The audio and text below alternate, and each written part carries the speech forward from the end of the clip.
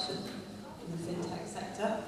I'm delighted to welcome on our first panel, which is we're going to discuss how fintech can help companies improve operational efficiency through digital transformation.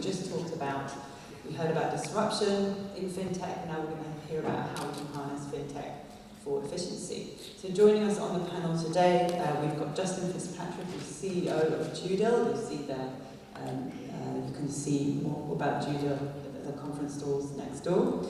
Matthew Hunt, who's COO of Pay UK, and Rahul Mundke, who's Vice President of Technology, Bank of America, Merrill Lynch. So we're just going to kick off with a brief introduction from each panelist, telling us a little bit about themselves and their angle on this from their companies. Right. Hello, everyone. I'm actually working as a Bank of America hands-on manager, coming from the investment banking side. So my clients really is like the trading desk, so which internal clients trading away, and the clients are really external clients, which are pension funds, big hedge funds. So I've driven some of the transformation projects, which basically migrating from legacy applications, using latest technologies. So that's my background. Hi everyone, I'm Justin Fitzpatrick, co-founder and CEO of DueDil. DueDil, we say our reason for existence is to tell the story behind every business. And what we do is bring together billions of authoritative data points every day on companies, directors, and shareholders. And we make that available to our clients via our business information graph to help them identify, onboard, and underwrite businesses at scale. So a lot of our clients tend to be in the financial services industry, insurers, fintechs, B2B technology companies who are really looking to expand their small business lines. I'm Matthew Hunt, I'm the CEO of Paper UK. Before I start, I think it's quite interesting, Rahul's the only one who's gone for the headset, and the rest of us have got hands. So I think Rahul is the most fintech friendly here, so you should address your questions to him. Anyway, let me explain what Paper UK is. We are the retail payments authority in the UK. What does that mean from the end user perspective? There's basically two ways to get money from one bank account to another in the UK at the moment. One is the card rails, which isn't us, and the second is the interbank set of payment schemes, which is us. So this is BACS, faster payments and checks. So we do that latter bit.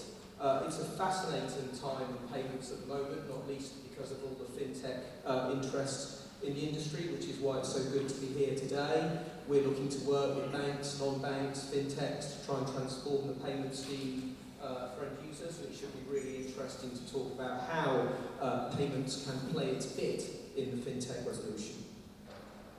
Thank you very much. And if anybody has any questions at any point during our panel, please send them through on Slido. We'll field those to our panelists.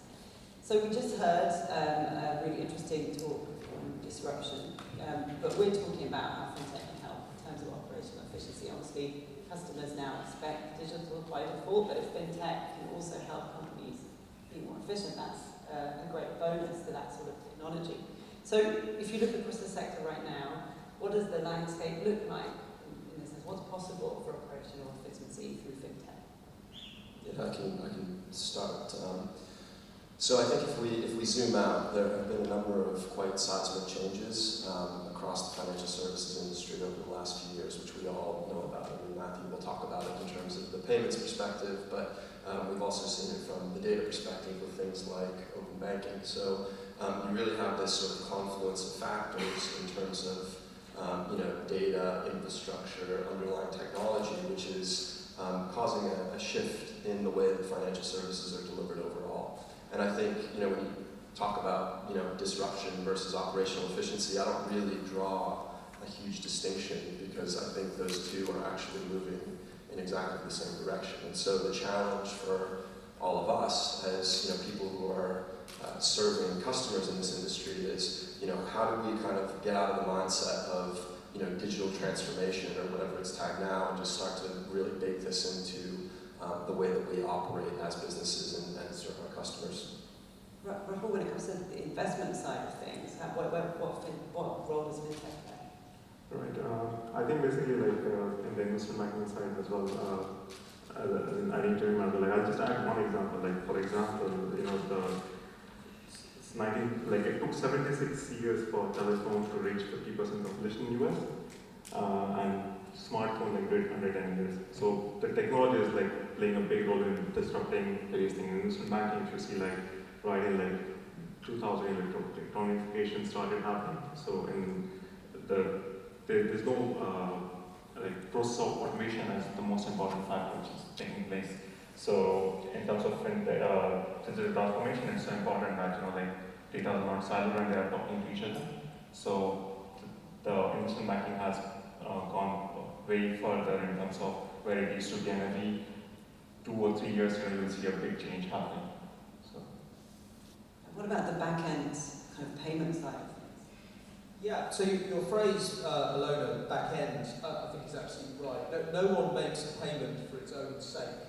You make a payment to facilitate something else as part of some other transaction. So I think we're very mindful, when approaching these questions of disruption and operational efficiency in the payment system, that that's our role. It's to facilitate something else. And I think for me, one thing we are trying to do in the world of payments, and this goes back to my introductory comment about sort of cards and the interbank system, is move to a more competitive payment system that increases end user choice. So Justin and Phil, our opening speaker, have both mentioned open banking, and open banking has the potential to open up the interbank payment systems that we run to a much wider set of transactions, and I'd expect to come on to talk about that later. So I think for now the point I'd make is, as this operational efficiency and disruption, or whatever we're going to call it, happens, if we can move to a more competitive payment system that gives end users a real choice about whether to send their payments down the interbank rails, the card rails, or even something new, if it comes along like Libra or whatever else. I think a competitive payment system that offers real choice and real innovation is the thing that the payments industry can do to support this agenda. And in terms of new things, we're not too far off, I guess, from the point where all of our fridges are buying us, milk in the morning when we haven't got enough for our first cup of tea. What kind of implications does that have for operational, kind of Internet of Things, payments? Have its implication for the payment system and operational efficiency? Yeah, so I think there's two things interacting here. There's the Internet of Things, which Alona just mentioned, so whatever it is, fridges, washing machines, or buying your groceries or toiletries or whatever it is, one at a time. And there's open banking as well. And let me just unpack how these things interact. Because I think what the Internet of Things has the potential to do is move us from a relatively small number of quite large manually initiated payments more towards a higher number of very small payments that are initiated not by people, but by fridges or whatever other device is connected to the internet. So this theme about sort of automated micro payments is very much a direction of travel that we're thinking about.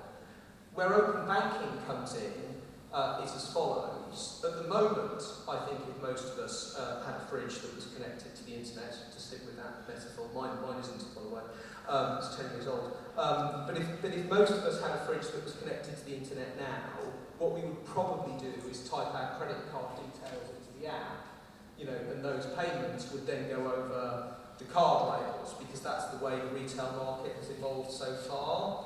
What open banking does, though, is give any number of retailers, whether online or physical, the ability to offer users the chance to initiate a bank transfer or faster payments, as some of us call it, to do that same thing.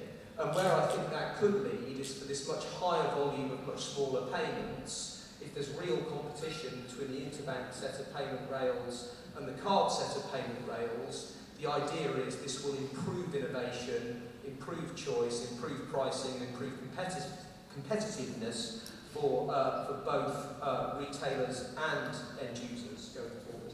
So I'm going to be a little bit controversial here. And I know we're kind of extending this analogy of the fridge that buys you milk, but when I think about the friction points in my life, buying milk is not one of them, and I don't really care whether what the transaction fee is on buying my milk. I guess when I think about the disruptive potential of payments and open banking, that there are some bigger things in my life as a small business owner, as an individual, which I think has the ability, these things have the ability to impact first. And so, there's definitely that world of opportunity around the fridge that orders you milk. I think that we've got a long way to go in terms of just like blocking and tackling on access to finance as an SME, being onboarded efficiently into a manner of financial services where we should really be like focusing our efforts there first. So I don't disagree at all, but let me counter again, and we'll see how long this tennis match goes on. I mean, as always, the example people give when the innovation is in prospect is probably the wrong one. Something similar but slightly different, will happen. So we should probably stop torturing the milk analogy, at this point. But I think that the bigger point is, I read in an Economist book about 10 years ago, actually, these new technologies, whatever they are, they're often sort of overhyped in the short term, but then underestimated in the long term. So whilst we're probably, not right to say our fridge will be ordering bottles of milk one at a time in a year's time, in 10 years' time, the Internet of Things and open banking combined probably will have led to some fundamental change that none of us can precisely predict, but we know some things are coming. On the fees point, I think just all I would say is, you're right, the way it works in the UK, certainly in the UK, where retailers just front everything and banking for individuals is free, I see your point, but the point I'd make is the end user always pays somehow, and a genuinely more competitive environment must be a good thing. Sure. Yeah, I think it's tough to disagree with that one. I guess as we sort of get into more and more complex problems, I think the interesting questions here, 10-year horizon point is, how will data and technology start to interact with the human layer in the delivery of financial services, and how will that then in turn impact the way that we all do our business? Just try to Matthew's point about we do overestimate in 5 years and then underestimate technology in 10 years. But I've been to US as well, to Amazon showcase shopping experience where you just walk in, pick up the thing, and just walk out, and all the transactions get charged automatically. So we need to watch the space really. Just if anybody has any questions for the panelists, please field them through Slido, and we'll field them to the panelists. On following on from that point, when thinking about quality and customer experience, but also the kind of the critical work that a company needs to do, how do companies balance the need for digital transformation or the desire for it with those things? How can they ensure that they keep doing the critical work they want to do, that they safeguard quality and customer experience while they're going through this process? I'll take that. In investment banking, we have a lot of challenges in things like there's the regulatory pressure, new waves of regulatory compliance and things like that. And you have build up this whole legacy system as well, which you need to, what we call run the bank, just keep the lights on ready, and then build the bank team, which basically will go on working on more cutting edge products and application and systems. So it's a fine balance. I think the idea there is you really need to align the goals with the business. So it should really be the business who should be thinking on ROI, prospect, decide on how the split would be and how you work towards that. Said that you can't really afford so I think the three models really I would think it's you want to be leader in terms of picking up and developing on new technologies, or you want to be a follower or just be reactive, where now you see that it has really become a trend and you really start working on it. So and there are mixes of both, like various banks, departments follow different model as per the need. But yeah, basically, so the real question is like aligning the business goals and making sure based on the cruciality of your application, which could be a legacy application, you do need to spend time and efforts towards maintaining it.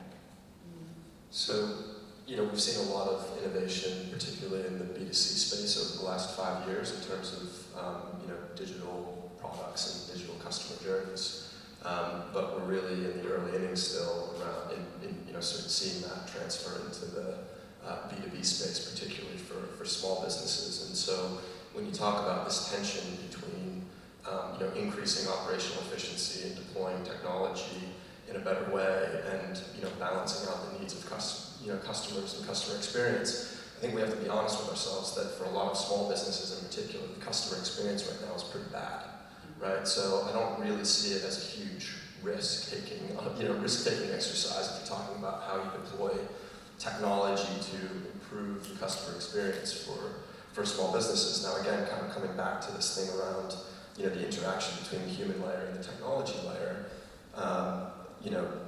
there has to be a recognition of the the evolving role of humans as you roll out the technology. And I think giving people the ability to sort of automate and go straight through a process when they know what they want is the remit of technology. But then giving them a fallback with a human that they can speak to, they trust, to help guide them when they don't necessarily know what they want is it's a kind of good model to think about there. So I think on sort of customer end user experience, there's probably an important point that I should make about the payment system, and I'll illustrate the point via how we're regulated. So Payment UK is such an important company that we're actually regulated by two lots of regulators. The Bank of England regulates us from the perspective of the robustness and resilience of the payment system, and a regulator that's a subsidiary of the FCA called the Payment Systems Regulator, or PSR, regulates the industry, including us, from a competition and innovation standpoint. PSR is quite new. It was created about 3 or 4 years ago, I think.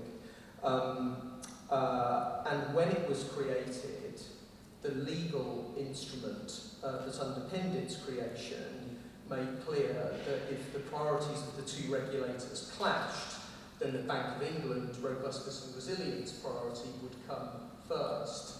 And there, what's on the statute book of the United Kingdom gives us a clue for what the priorities are of the payment system. In that our regulators are telling us very clearly that the top priority from a customer journey perspective is the robustness and resilience of the payment system. So my guess is when all of you guys in the audience log on, to make an internet banking transfer, or if any of you still do it, paying a check, primarily what you want it to do is just work, and what you wouldn't want to see is some well-intentioned attempt at innovation make the basic functionality stop working. So we're really enthusiastic about this competition and innovation agenda, but robustness and resilience must be the platform that we build that future innovation on. So that's the payments system perspective on it. Yeah, I would totally agree with that point. I think we can what we're seeing now in terms of the implementation of newer fintech challengers, and it's really the innovation there is happening at the application level, right? Because I think, but to your point, Matthew, if you don't have solid foundations that you're building on, it's going to be really difficult to deliver that customer experience. So we have a very great question from the floor here on this issue. Is our payments infrastructure able to cope with an increase in the volume of micropayments, transactions related to micropayment? What needs to change to improve operationality, improve operation? So the simple answer is yes. The infrastructure is able to cope. But let me unpack that a bit, because I think we were looking for more than just a yes. So we constantly monitor and work with the banks who are direct members of our payment systems, what the current volumes are, how much of capacity that uses up, and what the projections are going forward. we're always looking one step ahead, and if we ever needed to, sort of throw some more logs on the fire, as it were, to increase, the ability of the payment system to deliver a high volume, we're ready to do that. So you can all be reassured that we are monitoring this. A more strategic answer, though, is we are working with the industry on the next generation of the UK retail payment systems in a programme called the New Payments Architecture, which is where the step change in both functionality and capacity will come along. So we're monitoring this tactically, but strategically a programme exists to deliver the step change. One bit of history, just to underpin that, Faster Payments, which is the real-time internet banking system in the UK, is now 11 years old. When it was created 11 years ago in the UK, the banks who were behind it over-delivered. The regulator simply wanted them to improve the back system, to go from a 3-day clearing to a 1-day clearing. Rather than just do the bare minimum, the industry decided actually it's the right time for real time and did that. That made the UK a world leader at the time. Now the rest of the world has caught up. So the New Payments Architecture is our opportunity to take the next big step forward in terms of both functionality and capacity, but whilst maintaining robustness and resilience. So another question on the floor, this one. What are the greatest opportunities for operational efficiency gains that you currently see in an investment bank's training? Sure. I would give some examples actually. Really. So, like as I was saying, like the investment banking arena has really changed drastically over years, right? So, more regulatory requirements, things like maybe tight in terms of what you can really trade, video movements or restricted securities, things like that. And one of the important things for traders is to always, give him the time what he really wants, the value add for himself, right? So rather than looking into aspect of like what name is restricted or like meeting the his position risk, so you really need advanced analytics, like sort of have a rock solid data strategy in place which can help him do his job better. So it's not about replacing a trader or replacing his thinking in a way, but actually aid and make better decisions. Bring down the SLA in terms of some of the operational things. So it's not one system in a way, right? So it's like multiple systems talking to each other to deliver things. So you really need to make sure that you cut down the SLA between two systems. You make sure the trader has rich analytics data sets. He has better signals in terms of the decision making. So the operational efficiency will really come from that, and I think the idea then is really align the transformation goals towards the tangible business goals and deliver on that. So that way you could actually achieve operational efficiency. When it comes to the kind of the potential for automation in all of this, do any of you, what do you think are there any ethical trade-offs that companies make? I think there could be. But when I think about the order of operations, I guess, in terms of trying to drive efficiency through an organization and using technology to do that, the first port of call, we work very closely with a number of leading fintechs like Growth Street and TransferWise and Funding Options, but also a number of large incumbents like Santander and a number of insurers. And so we kind of see it from both sides. And I guess one of the, in that order of operations, one of the things that a lot of people are thinking about first and foremost in driving operational efficiency is reducing toil. You go into a lot of organizations and you see people doing things that people shouldn't spend their time doing. And we had a project within one of our banking clients where their relationship managers were spending up to a day and a half a week typing information into forms on behalf of the customer. Now, that's bad for all kinds of reasons. It's pretty demoralizing for the person spending 20% of their time every week typing information into forms. It's a terrible customer experience. It increases costs. And it's also not particularly robust from a regulatory standpoint when you have pieces of paper flying around. So, kind of to the point of, let's walk before we run. I think there's yes, we can talk about ethical considerations around AI, making decisions about which people we should hire or which businesses we should lend to, but there's a whole bunch of toil right now that has the potential to go away and improve all of those different things that I was just talking about, from regulatory reporting through to the customer experience. I guess that would be quite a big sort of cultural shift in a way, in the way that people approach what they do at work. Absolutely. I mean, it's changing their relationship with the customer for the better, but it also puts different demands on them.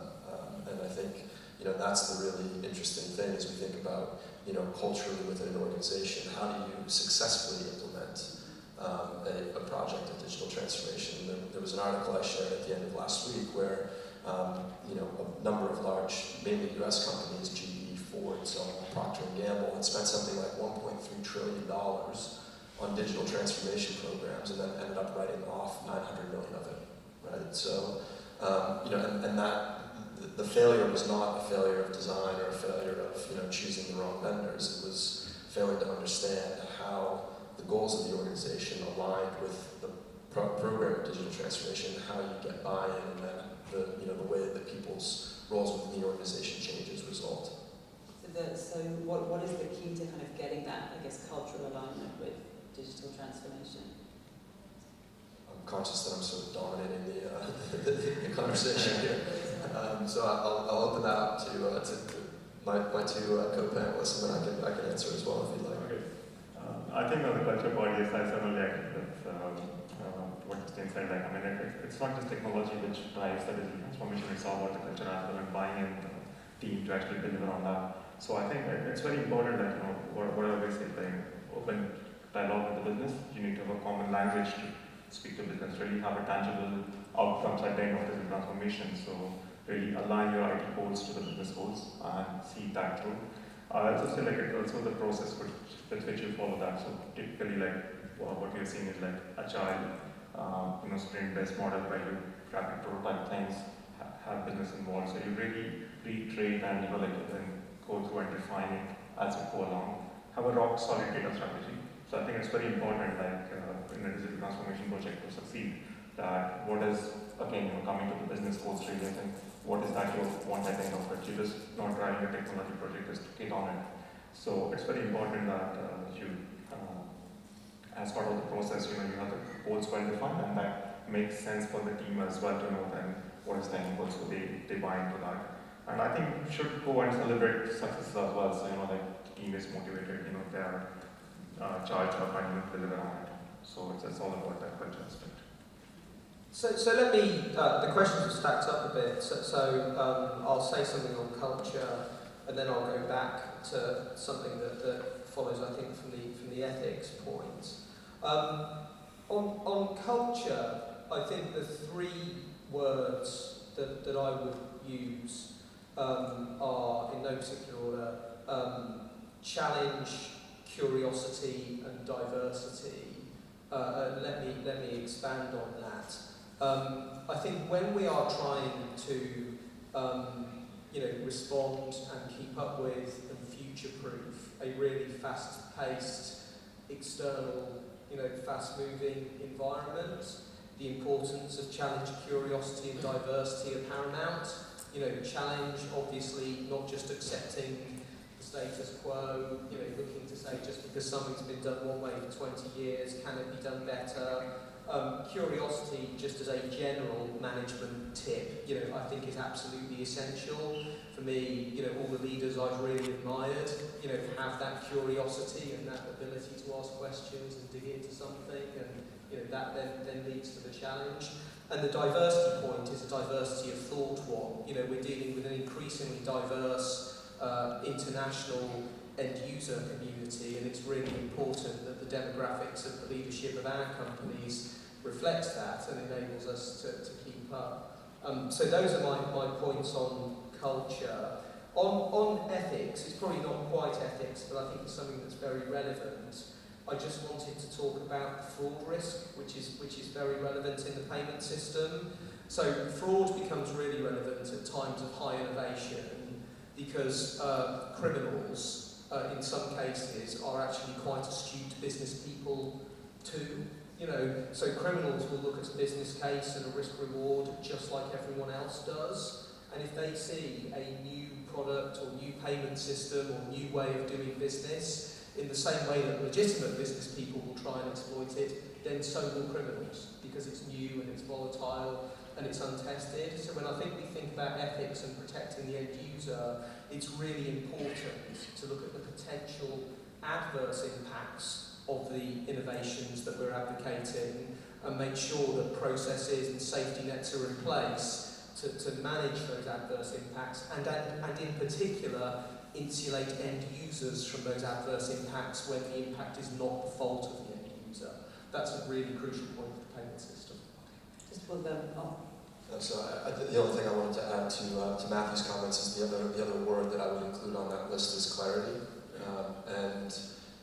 Part of generating clarity within the organization around any type of digital transformation initiative is actually making it clear with everyone that it's not a separate thing. It's got to be absolutely central to the go forward model of the business. And I think one of the challenges around that is people are often starting this journey not really knowing what the end state looks like. And so one of the things that we've done in terms of how we engage with our clients, which has worked really well, is we have a very quick called kind of MVP model for engaging with them. And so as they're thinking about what can I expect as I try and automate parts of my customer journey for small businesses, we actually will do an MVP and say based on this sample of 1,000 customer records, here are the outcomes that you can expect to generate. And I think that goes some way in helping them project forward that end state and have the confidence to then make it into their core strategy going forward. Now we'll go to some more questions from the floor. Thank you very much for all of your questions. Here at the top is process automation. So I'm going to look at this one, it's easy to see. Is process automation driven by organizations or by market? Which type of investment should be done not on technology but on employee skills development? Rahul, would you like to? Yeah, sure. I think the first part of the question, right, is driven by organization or by market. I would say, the main, it's both in a way, like, some could be, like, coming back to the point of, you are a leader or you are a lead follower, right? So if the mindset is about leading, then probably it's the organization, and if it's followed, then probably or the actors will be the market. But the part two on that, which is like what investment should be done on technology, but on employee skill development. So I think there's a strong emphasis, and this comes again back to the culture aspect, right? So the organization culture should actually allow the employees to reskill themselves, and in technology, we continuously learn in a way, right? So don't really stick to one technology, but as things move on, you need to learn, reskill yourself. So it comes both. I mean, like, you would typically see a team with diverse set, both like senior people, fresh out from uni as well, and you really need to like reskill accordingly and then double on that. So. Justin, would you like to comment on that as well? I would actually, not so much on that one, but shall I take the next one down on the roadblock? What do you see as the main roadblock of digitizing traditional financial institutions? Yeah, a small point here that's very relevant for our industry, and others may want to expand. So in the world of payments, there's a lot of new providers that have been able to build their IT from a greenfield site and don't have a large legacy customer base to migrate. But there are also, of course, many large, long-standing providers that do have legacy customers and legacy IT and all the rest of it. And it's that larger set that are actually how we get to the greatest number of end users. So it's really important we cater for everyone. I wouldn't use the phrase roadblock, but it's a thought the question prompts. Something we need to be really mindful of in the world of payments is in this very fast-moving environment, a lot of people demanding innovations want them very quickly, and actually the demand on certain financial institutions to run large IT projects, to be ready for changes in standards, new types of payment system, various other regulatory initiatives hitting the banks. There's quite a long queue of IT projects building up. And anyone here who has worked for a big organisation knows that the IT capability of a big organisation is quite hard to increase. It can't be increased with just money. It's about the number of people in your IT department and test environments and all sorts of things like that. So I think we do need to be really mindful of what is the change capability of the entire industry and what is the right pace for us to move at without jeopardising robustness and resilience. And no one likes to hear this, but inevitably there will be a balance to strike and compromises to be made. Can I just add some more to Matthew's point from the investment banking side? There's no one single team which is responsible for clients' experience, and Ferber also mentioned earlier, it's really the experience which really makes a difference from a customer perspective. You could have a financial instrument which would be FX, equity stocks, options, derivatives, portfolio desk, basket trading desk, and each is catered by a different technology team. So in an organization which goes to a huge size, it's really, sometimes you get these silos of data. And in the digital transformation, it's very important that, all the data which you need to analyze and scan through and then come up with machine learning AI to find the intelligence out of it. This data is not available in one system. It's really scattered all across. So I think that's really a challenge. I won't say as a roadblock. There are approaches about how you go about solving it. But I think that probably slows down the, or at least needs thinking over it.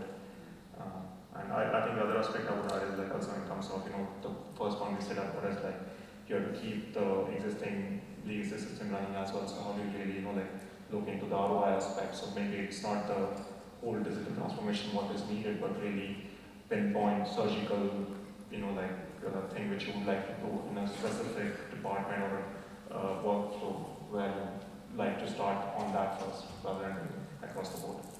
And just to go to you on this from the SME perspective, we've talked a lot about big financial institutions, big investment bank, but what are the roadblocks for SMEs?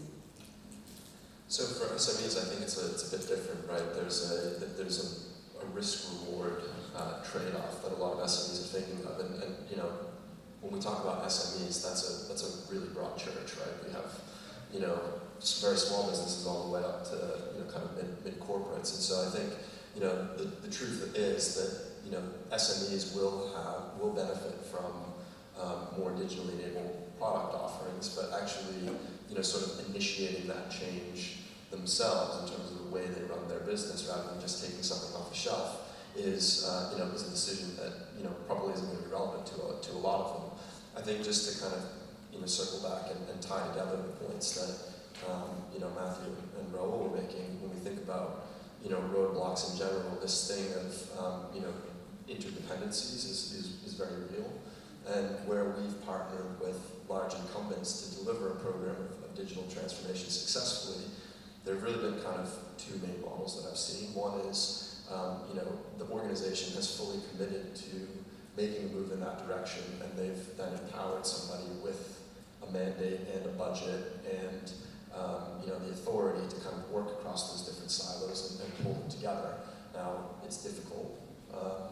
The other model is actually just pushing it a bit outside of the organization, building from the ground up. You can move quicker. You can test things in the market quite fast, get feedback, and iterate, and agile, and all of these wonderful buzzwords. The challenge there is slightly different. It's having built something successfully, how do you then integrate it back into the mothership so that the body doesn't reject the organ transplant it. Now we'll go to another question from the floor.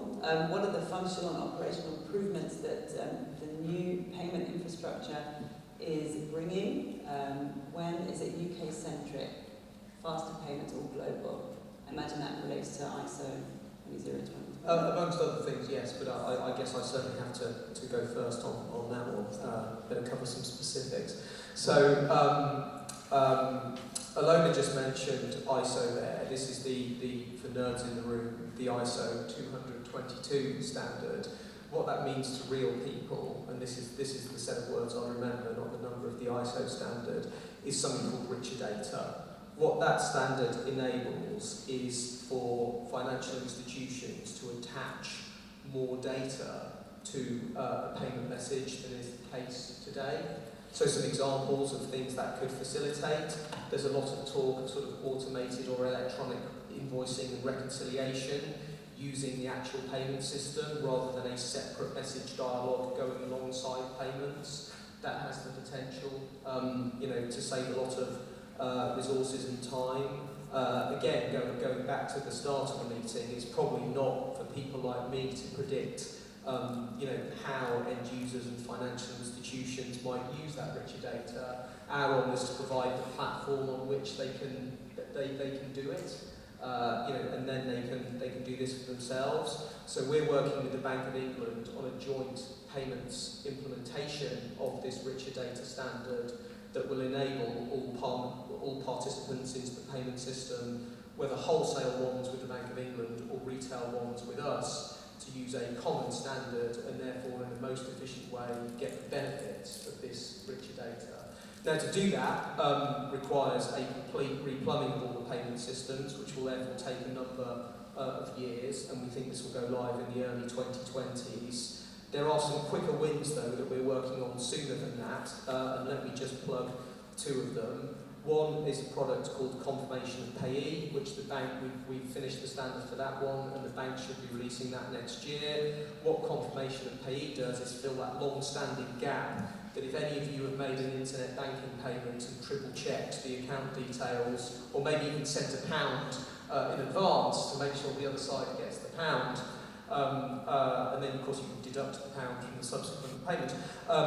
If anyone's ever done that because they're stressing about getting the account details right, Confirmation of Payee will allow the destination bank to return a message to you that you've got the account details correct. So that one should be going live next year. That one's mandated by the Payment Systems Regulator for the large banks. The other one that we finished the standard for is something called Request to Pay, which is like a more flexible version of direct debit. It's not a replacement for direct debit. Direct debit will carry on, but there are many people, people who might be in a new relationship with a utility provider, or people who might be, on 0 hours contracts or lower income families who, rather than doing a bog standard direct debit, might want functionality like part payments or querying an invoice. And again, what Request to Pay does is allow them to use the payment system to have that dialogue with the provider rather than having a separate dialogue outside. So the new payments architecture will deliver a suite of benefits, but richer data in the early 2020s should be the crescendo.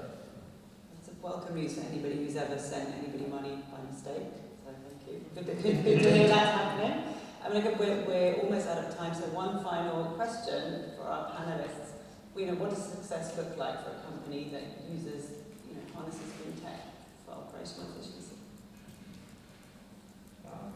For me, I think I would say the success would be bringing down the SLA timelines of the operational efficiency to make your business users more efficient at what they are really doing value add for. I think, I really put it on those 2 points. Sort of to answer that question from the perspective of, how does the market look different to the end user? And, a lot of these initiatives, whether it's, in the payment sphere or, open banking, are really kind of pushing us towards a financial system that is, fairer, that has greater choice, more price transparency, and, quicker delivery of service. And so, my hope, we kind of keep talking about fintech as if it's something new and different, but in 5 or 10 years, I sort of hope this is just the new standard for financial services. We don't sort of feel the need to, distinguish between financial services and fintech anymore. So inevitably going last, you have to repeat what someone else said. So I'll go with Justin's use of the word choice and just expand on that. Choice is the most important thing for me. And really crucially, choice does not only mean allowing end users to choose what we think, as fintechs and the financial industry, are the new and sort of sexy things to do. Choice also means if end users want to keep paying in checks or even using cash, then they should be allowed that choice as well. So the point I'll leave you with is choice, but choice in the broadest sense, people choosing traditional streams as well as the new ones. Thank you very, very much for that final push for cash and checks. Much appreciated. Thank you very much to our panellists this morning. Thank you.